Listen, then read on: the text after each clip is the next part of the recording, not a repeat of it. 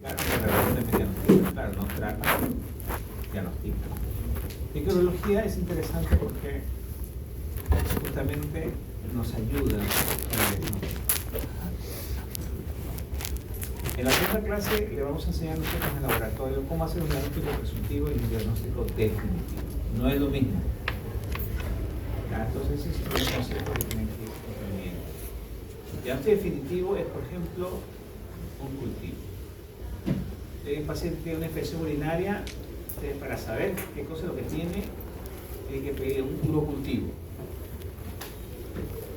Y ahí va a salir en el antibiograma. En el antibiograma te va a salir creció Escherichia coli, tantas colonias, más de 100.000, que es el límite, más de 100.000, ya es ya definitivo, y sensible a tal antibiótico, es el antibiograma.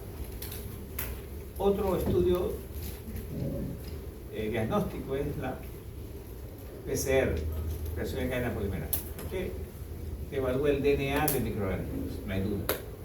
Pero por ejemplo, si tú tienes una infección urinaria y le pides un examen de orina y sale patológico, ya sea por leucocitos, piluria o eso es presuntivo. ¿Por qué? Porque tú sospechas que puede ser una infección urinaria, pero tú no sabes cuál es el agente. ¿Ya? Entonces, ahí nos ayuda la microbiología, porque la microbiología tiene una serie de técnicas, procedimientos, donde te dice, oye, esta cosa.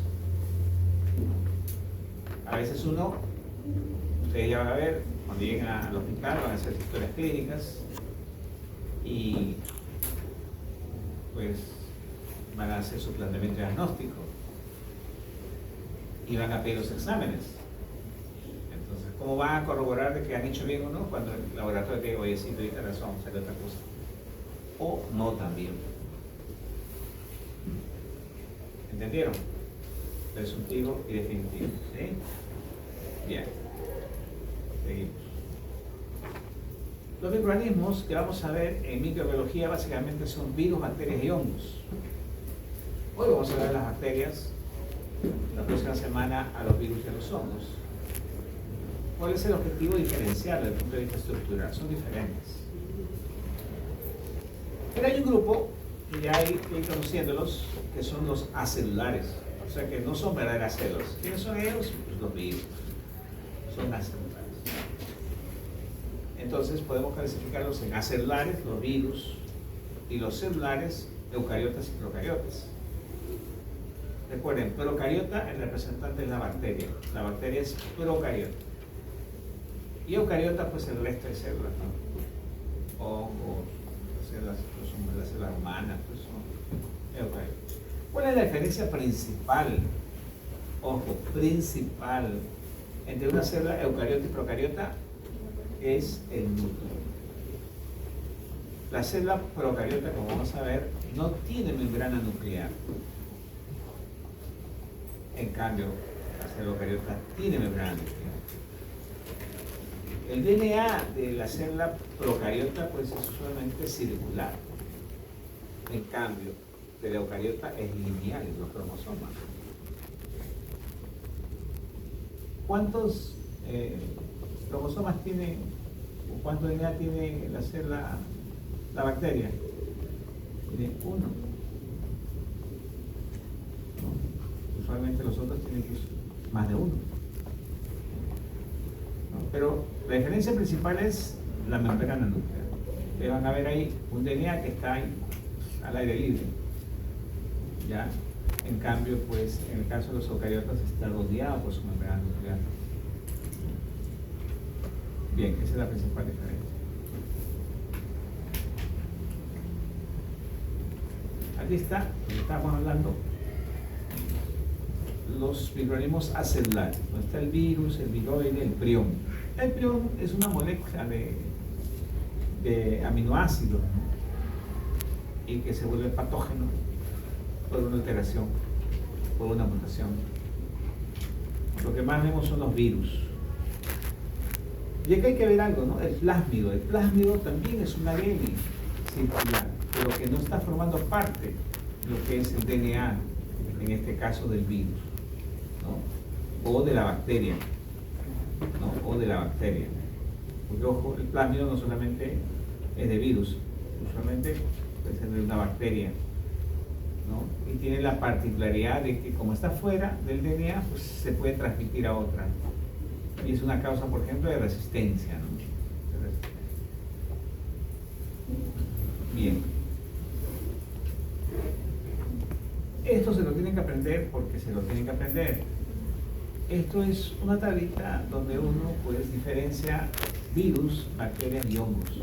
Y están también los parásitos representados por los protozoos y el virus. Para que vean el tamaño, vean el núcleo, vean qué organelos tienen, cómo es su motilidad, quién tiene motilidad y quién no, cómo se replican. Ahí está todo. Ahí salen varias preguntas. Y lo tienen que saber. Okay. Este es el objetivo de la primera parte. Algo rescatable de aquí es, si te preguntan, ¿los virus tienen DNA y RNA? La respuesta es falsa.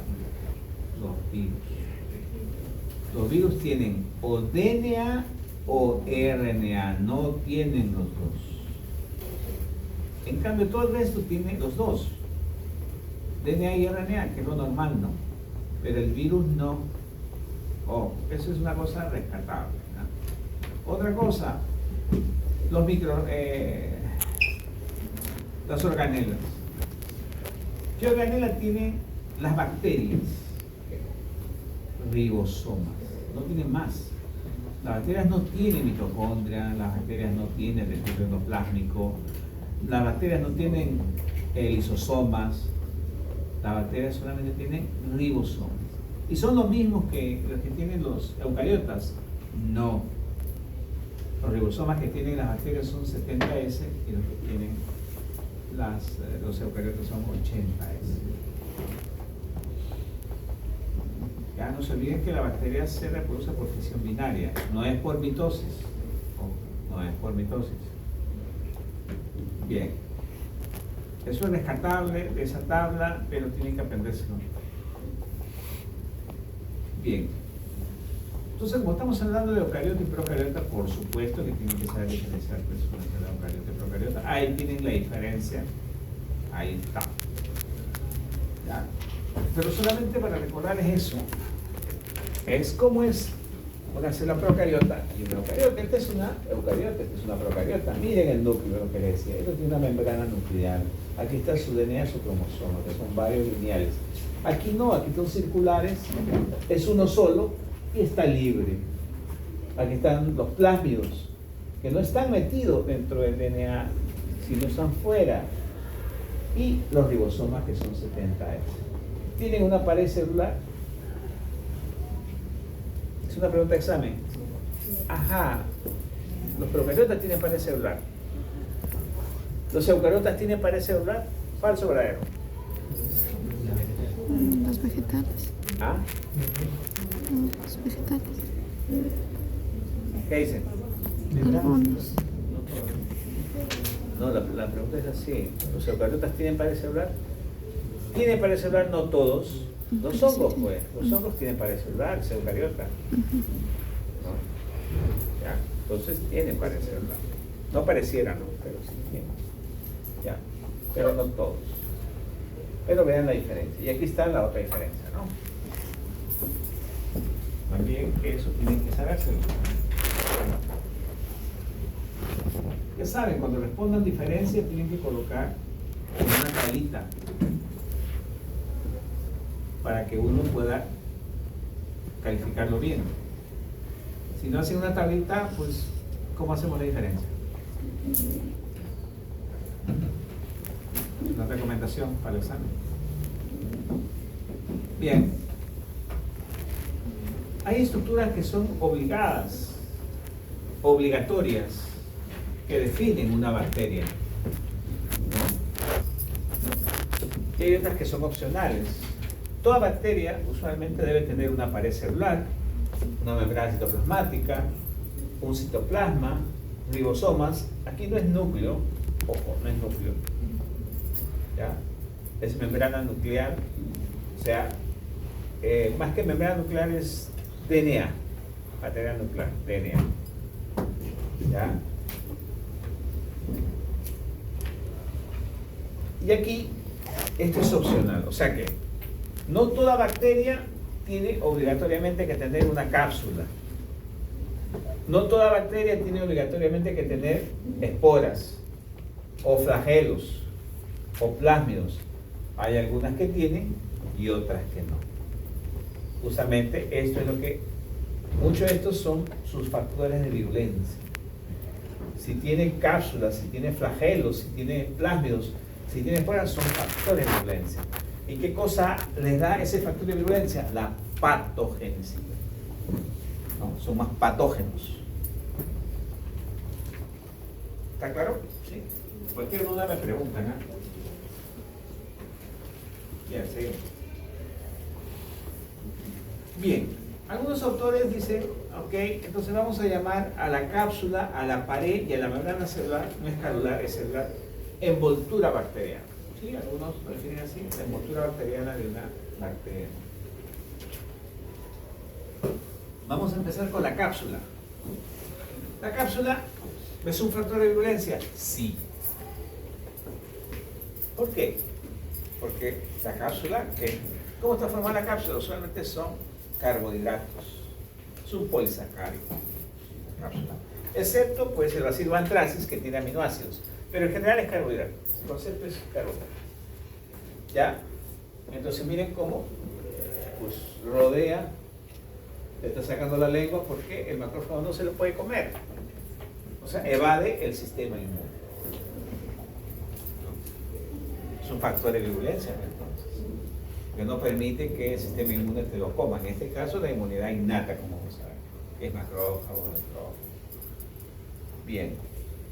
Pero, siempre digo que el organismo es tan inteligente, no sé cómo, pero lo es, y hace uso del sistema de complemento.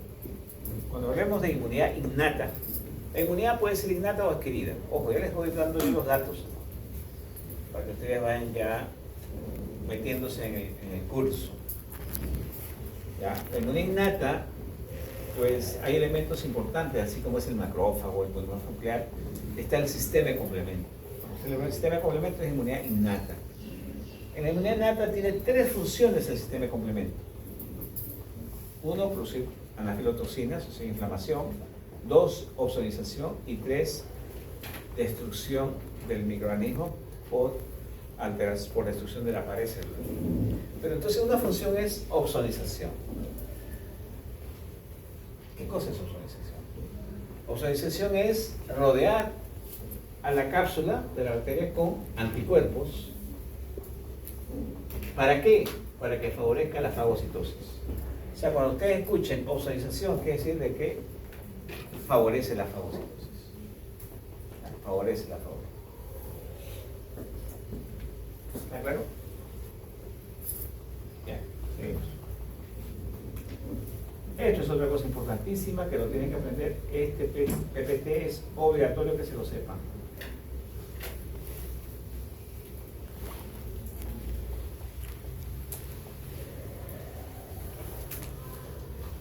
Bien.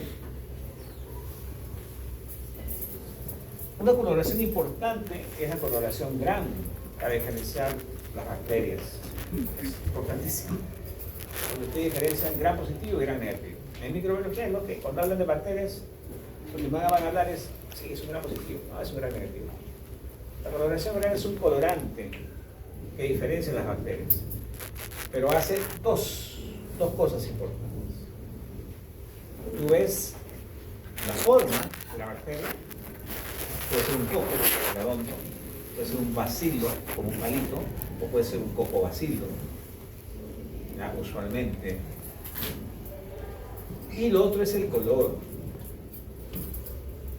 El Gram positivo, moradito, Gram negativo, rosadito, ¿no es cierto? Entonces, siempre que te pregunten, porque te van a preguntar en el examen, ajá, tú tomas una muestra, ¿qué es lo que ves? A la coloración Gram, ¿cómo se ve? Tú tienes que responder dos cosas: la forma y el color. Pues si solamente respondes uno solo, te vale la mitad. Bueno, por si acaso. Bien. ¿Y todo esto de dónde viene? De esto. De que conozcas bien la estructura de la pared. Aquí está malo. ¿Por qué? Porque parece que esto fuera más ancho que ese, ¿no? Pareciera. Pero no.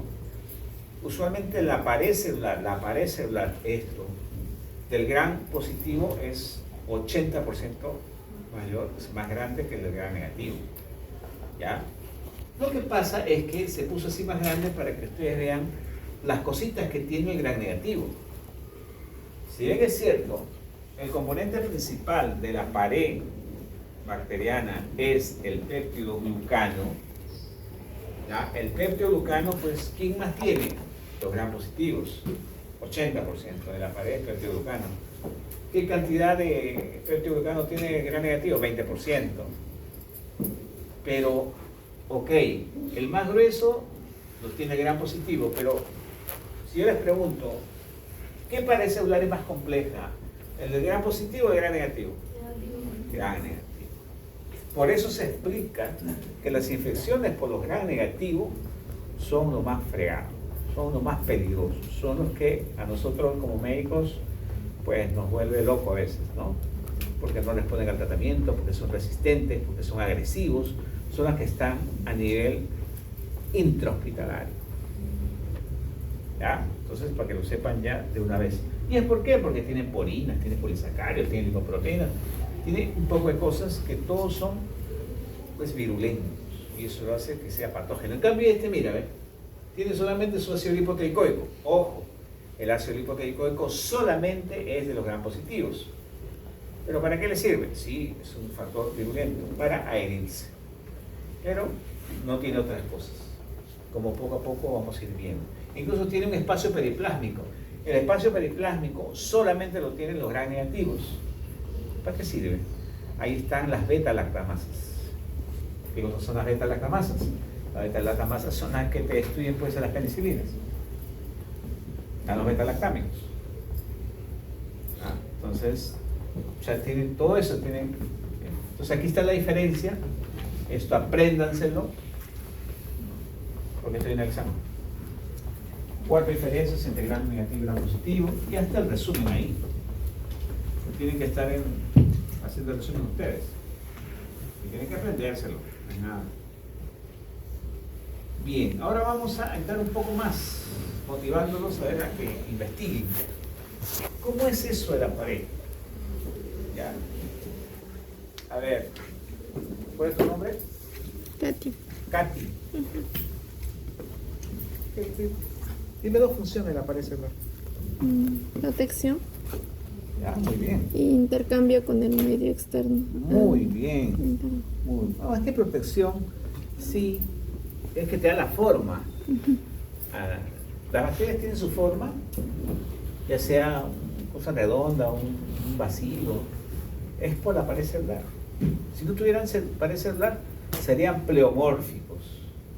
¿Quién es pleomórfico? Se acabo de hacer la pregunta y todo. ¿Ah? ¿Cuál es la bacteria más chiquita pleomórfica? Cayeron. Ya están con sueño. Micoplasma. Micoplasma. Acabo de preguntarles. Ya, no han respondido casi nadie. Ya fue, grábenselo. Dice pleomórfica. ¿Por qué es pleomórfica? Porque no tiene pared celular. Entonces pueden ver en forma de un pececito, de un zapatito, o sea, tiene muchas formas. Porque no tiene pared celular. Y lo otro, como dice tu compañera, es cierto, pues, si tú alteras la pared celular, los electrolitos pasan de uno a otro, donde no deben, y pues creas una alteración osmótica y la bacteria se muere. Entonces, pasa más sodio, que vaya a pasar. Se llena de agua al pasar sodio. Entonces, esas son las 2 funciones importantes.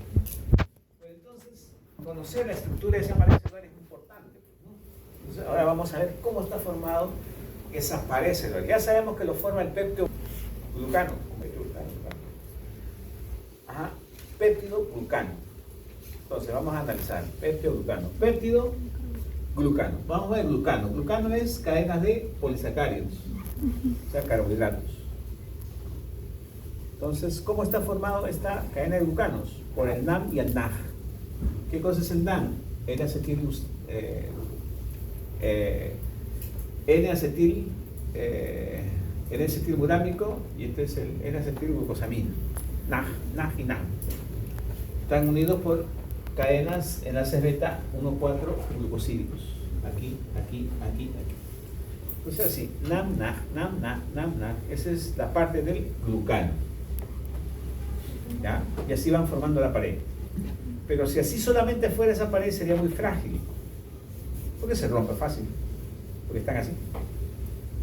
Y un ejemplo claro de que rompe estos enlaces, es la lisozima.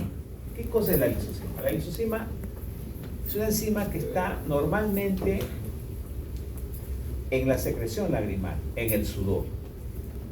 Y es un antibiótico. Ustedes fácilmente lo demuestran cuando les cae algo en el ojo. ¿Qué es lo primero que pasa? Cuando se pone rojo, no siente un ardor, o como les quemar algo, le cae champú solamente cuando están lavándose.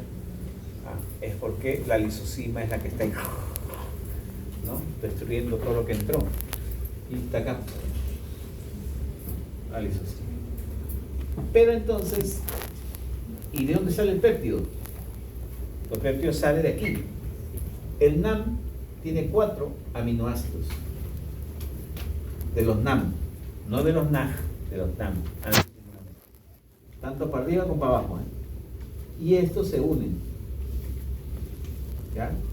Esto se llama transpeptidación, porque son péptidos. Esto se llama transglucosilación, porque son carbohidratos. ¿Y por qué es importante esta transpeptidación? Porque los beta-lactámicos, penicilina, ¿dónde actúa? Aquí. Destruyen esas. ¿Cómo se llama? Se llaman las proteínas de unión a las penicilinas, PEP. Se llama. Entonces, ¿cuál es el mecanismo de acción de las penicilinas? Destruir el anillo, en los enlaces de peptídicos. Entonces, tú al destruir eso, pues lógicamente que si solamente fuera NAM-NAG, sería fácil, pero ellos se entrecruzan y ahí es donde le da la fortaleza a la pared celular. Pero entonces, tú si destruyes esos cruces, se va. ¿Entendieron?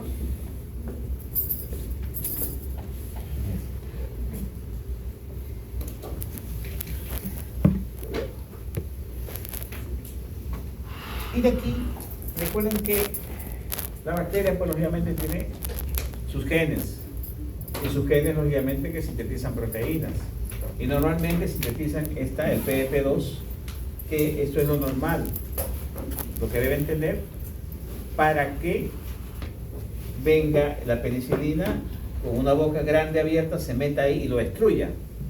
Pero ¿qué pasa cuando hay una alteración? Una alteración genética, se funde el PEP, ya no 2, sino 2A. ¿Por qué 2A? Porque la abertura es chiquitita, no le da chance para que se meta la penicilina. Entonces esto ocasiona una resistencia. Y esto es lo que pasa en los MARSA. ¿Qué cosas son los MARSA? Los estafilococo aureus resistente a meticilina. Es un ejemplo de los MARSA. ¿Cómo salen los MARSA? Claro, si ustedes leen un librote, pues no van a entender nada cómo es el MARSA. En cambio, esto te da una idea de que sepas cómo funciona, cómo es. Bien. ¿Alguna pregunta? Dime. ¿Puedes volver a repetir lo de TDP2A? Ya. Vamos para atrás.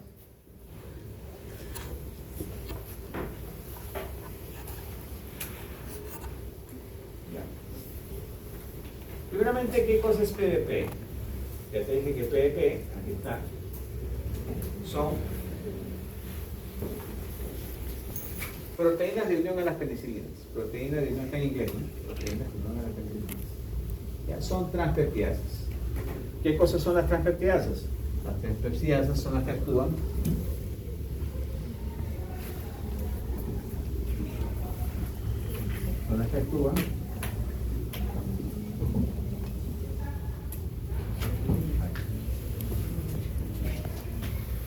Aquí. Transpeptidasas. Destruyen la transpeptidación, las uniones de los aminoácidos. ¿Ya? ¿Se entendió? Ya.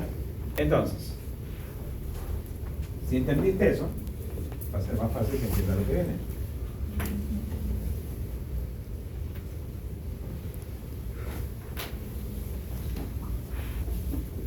Recuerda que todo esto está determinado genéticamente, ¿no?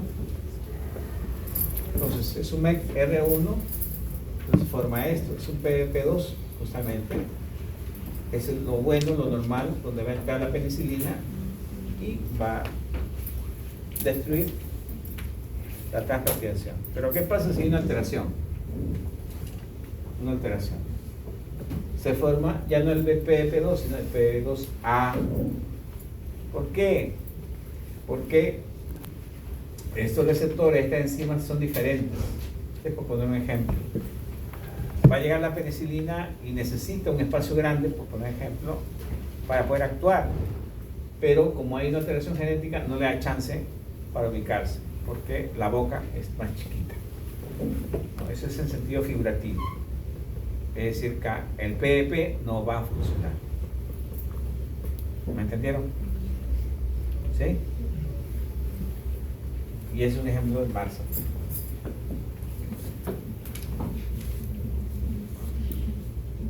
Ya.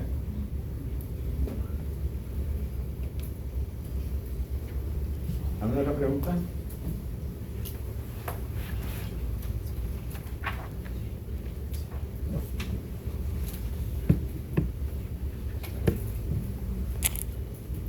Ya. La tinción gran, como les decía, ya les dije dos cosas, ¿no? Color y forma. En la clase 2 de laboratorio vamos a aprender a colorear con el grano, pero para eso tienen que saber cómo está compuesto, ¿no?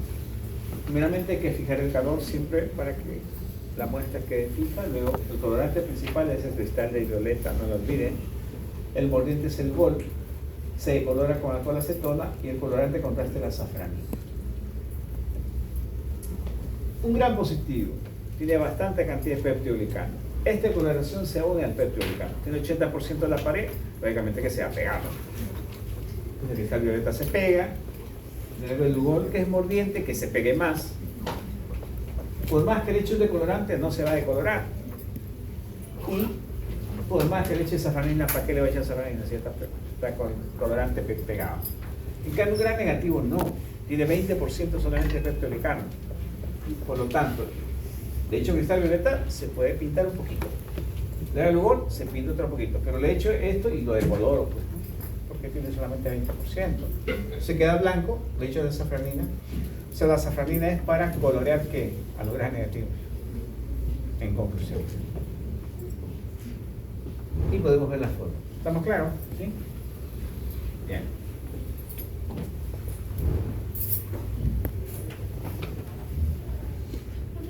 ¿Cuánto de porcentaje dijo que tenía el gran positivo del Sí, 80%. Gran positivo. ¿Ahora la pregunta?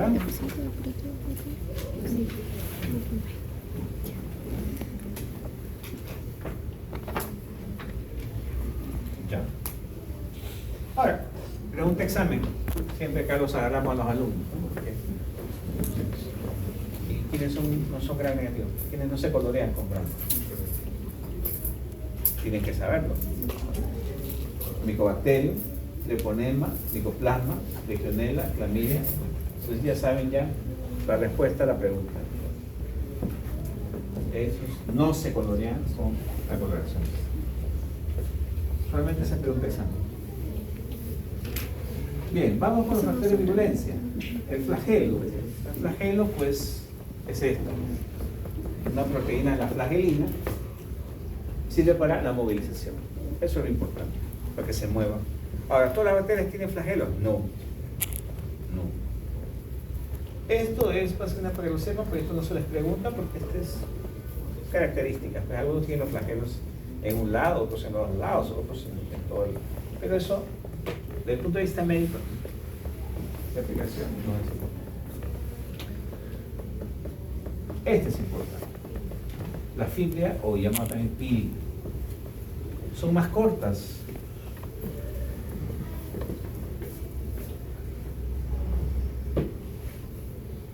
Dos funciones, nunca se olviden, dos funciones. Uno, adherencia. Es decir, gracias a eso se adhiere a la célula. Recuerden que un principal paso para invadir es la adherencia. Si no te adhieres, pues estás mal. Y justamente estos pili lo que hacen es adherencia. Un ejemplo clásico de esto es la Escherichia coli. La Escherichia coli es una bacteria, es un bacilo gran negativo que usualmente vive en el colon, en el intestino. No, la gran mayoría son enteropatógenas, pero hay un grupo que no le gusta estar en el colon y le gusta estar en las vías urinarias. Se llaman las Escherichia coli uropatógenas. El 80% de las infecciones urinarias, ojo, son producidas por la Escherichia coli uropatógena. Y la uropatógena tiene algo particular, justamente son sus pilis. Hay varios tipos de pili, pili 1, pili 2, pili 3, pili 4, pili 5, pero hay unas que son muy fuertes, se adhieren fuertemente, como son los pili 1. Entonces son como el hombre araña, ¿no? Suben. O sea, las infecciones urinarias son más frecuentes en las mujeres, ¿no? Entonces, la mujer está parada y esos Escherichia coli no tiene que estar acostada para invadir. ¿Y qué son esos los pili? Por eso es que pregunta examen, ¿cuál es el mecanismo de infección llamado por vía ascendente? Porque asciende la infección urinaria. No hay otro. Uretra, vejiga, uréter, riñón. ¿Ah? Bien. Y la otra función es justamente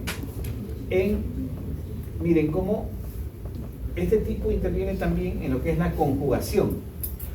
¿Qué cosa es conjugación? Donde le pasa información a otras.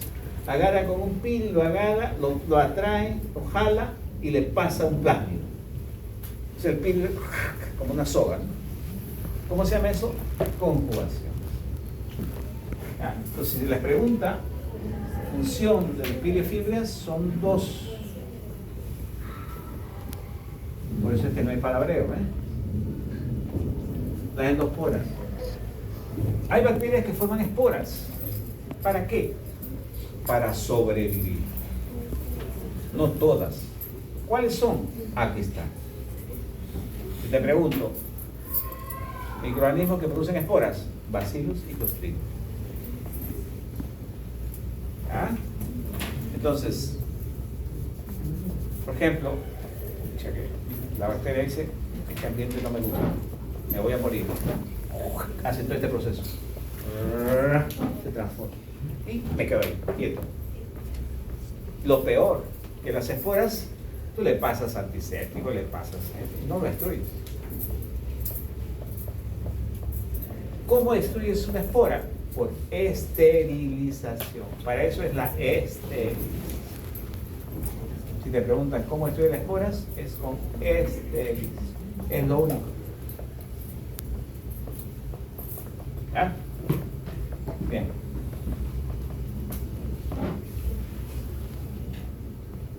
Ahora, una parte importante justamente pues es su metabolismo, ¿no? ¿Todas necesitan oxígeno para vivir? No. Hay unas que son aerobios obligados, ¿no? Por ejemplo, la nocardia, la neisseria, el Mycobacterium, por supuesto, que necesita oxígeno para poder vivir, no se mueve. Pero hay otras que no, hay otras que son facultativos o microaerofílicos. Facultativos es que le pones un poco de oxígeno, igualito, sigue viviendo, no importa. Microaerofílicos, le pones oxígeno o CO2, también vive. Pero hay unos que son obligatoriamente anaerobios, como Clostridium y Bacteroides. Ojo. A veces no le puedes poner oxígeno, porque se muere. Se muere. ¿Ya? Entonces, eso lo entiendo. ¿Y cómo crecen? Crecen porque tienen varias fases, ¿no? Una fase de quiescencia, una fase logarítmica, una fase de estacionaria y una fase de muerte. Pero ¿cuál es la fase más importante? La fase exponencial, donde se multiplican. ¿Y por qué se llama exponencial? Porque una bacteria te da 2 te da 4, 4 te da 8, 8 y 6, imagínate cómo va a crecer. En poco tiempo, pues... ¿Y cuál es la importancia de esa fase exponencial? Porque ahí, por ejemplo, es donde actúa la penicilina. La penicilina no actúa aquí, sino actúa en la fase exponencial, donde más está multiplicándose. Esto yo lo que le decía, las bacterias se reproducen de forma sexual por fisión binaria. Ojo, ¿qué cosa es fisión binaria? Fisión binaria es que las células se parten en dos y quedan dos células igualitas. Eso es fisión binaria. ¿Ya? Esa es la forma en que se reproducen las bacterias. Eso también se llama parasexual. Pero en la parasexual es donde ese DNA puede transferirse de un organismo a otro. Ya habíamos hablado de la conjugación. La conjugación, ¿quién es el que transmite? Los pili. Son importantes los pili. ¿Ya? Ahí lo ven. Cómo transmiten el DNA. Pero hay otro, no lo deben de olvidar, que es la transducción. En la transducción no hay pili. ¿Qué cosa hay? Los fagos. Estos son los fagos. ¿Y qué cosas son los fagos? Son los virus de las bacterias. Ahí ven, son virus que tienen adentro pues el DNA bacteriano. Entonces le quitan el DNA de la bacteria y ¡pum! Se lo pasan a la otra célula. Entonces no se olviden, conjugación es con pili y transducción es con fagos. Y último, pero este es lo que se hace en laboratorio, lo que es la transformación. Es decir, yo estudio una célula y le paso, manipulo para transferir cosas. Pero yo produzco una lisis celular, pero eso es producido en el laboratorio. Bien. Patogenicidad bacteriana.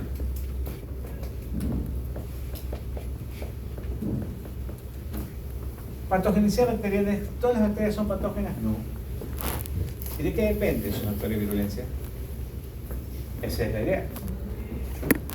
Más factor de virulencia, más patógeno. Habíamos hablado ya de factor de virulencia.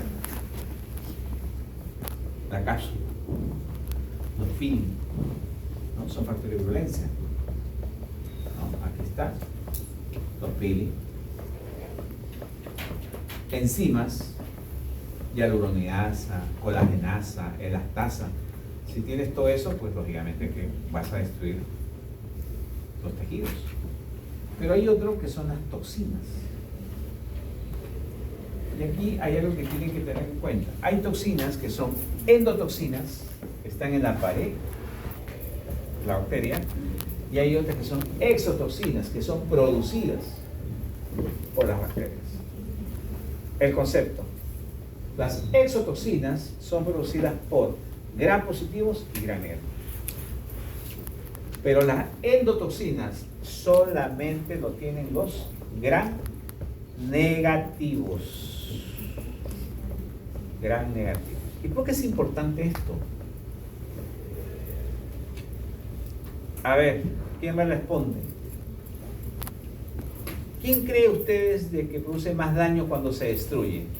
¿Un gram positivo o un gram negativo? ¿Por qué? Claro, pues. ¿Ven que ya no necesitan que estén aprendiendo de memoria? ¿Ah? Ya razonan, están razonando. Esa es la idea. Que uno te da la herramienta para que tú razones. Y no te vas a olvidar. Y no te va a engañar tampoco, ¿no? Ahora van a su casa, te dicen, oye, sí, tenías razón, no me está engañando, no soy seguro, tenías razón. ¿Ya? Entonces es eso, y eso es lo que uno ve, pues, ¿no? Por eso es que cuando uno, pues, piensa que es un gran negativo, hasta dando tratamiento tiene que tener cuidado, porque a veces se descompensa la paciente. Por eso. Bien.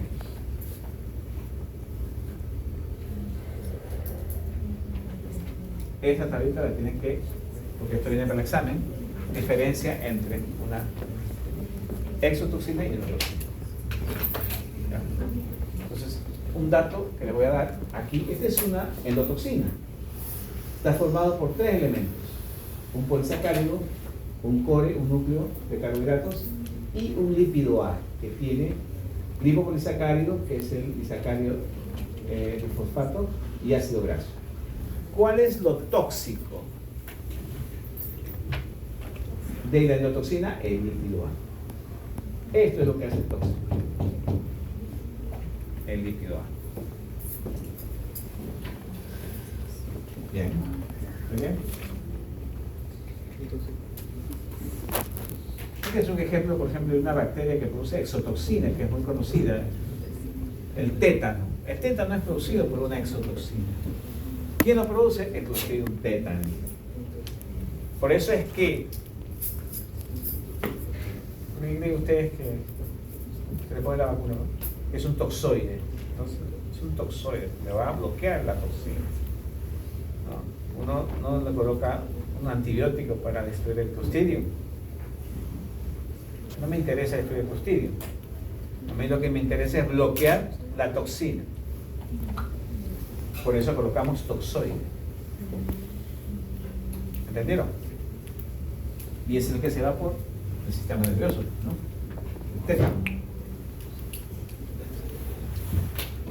Y aquí está un ejemplo de las endotoxinas, ¿no? Las endotoxinas, cuando se liberan, pues liberan interleuquinas. Una de las más conocidas es la interleuquina 1, que es la que va al hipotálamo, altera el nivel del hipotálamo y produce fiebre. Por eso es que quienes producen más fiebre, los gran negativos. Bien, y esta es otra forma en la cual después también las bacterias producen daño, los biofilms. ¿Qué son los biofilms? Son agregados de una matriz que se envuelven. Tú pones una sonda de un paciente, a la semana ya tiene una malla ahí, y las bacterias ¿dónde están? Dentro. Tú le pones antibióticos, no le hacen nada. Hay que quitar la sonda, porque si no las infecciones son continuas. Ese es biofilm. Biofilm tiene varias etapas: adhesión, agregación, maduración y disgregación. Se va formando hasta que se forma. Entonces, mecanismos los cuales pues también hacen daño a la bacteria. Y vean ejemplo, por ejemplo, no solamente biofilm, sino pues también estafilococo produce pues toxinas. Uno es, este es el síndrome de la piel escaldada. Mire, bueno, este es el síndrome de shock tóxico. Son toxinas producidas por el estafilococo. ¿Ya? El estafilococo. Por eso que le decía, las toxinas pueden ser producidas por gram positivos y gram negativos. Los gram negativos también producen toxinas. Pero las exotoxinas, endotoxinas, solamente es de los gram negativos. Bien, y para terminar, microbiota es lo que antes se llamaba la flora, es decir, las bacterias. Microbioma es todo el efecto que producen las bacterias. ¿Ya? La función, todo lo que producen, todo eso. Eso es microbioma. Este es un tema que ustedes lo van a ver en los seminarios bastante. Pero solamente para decirles algo, de que cada vez este tema es un tema apasionante. ¿Por qué? Porque no solamente consiste en bacterias que están en el intestino, sino se está demostrando que muchas enfermedades tienen su génesis en una alteración en el microbioma. ¿Ya? O sea, no solamente es bacterias en algún sitio. Entonces, todos sabemos las funciones que tiene la microbiota, pero ya pasamos eso. Y lo que se ha visto es que cuando hay una alteración en la microbiota que se llama disbiosis, pues se presentan una serie de enfermedades: diabetes, enfermedades autoinmunes, tantas enfermedades que se me asma. Hay un eje pulmón-intestino, hay un eje intestino-cerebro, la parte inguinal, todas las enfermedades que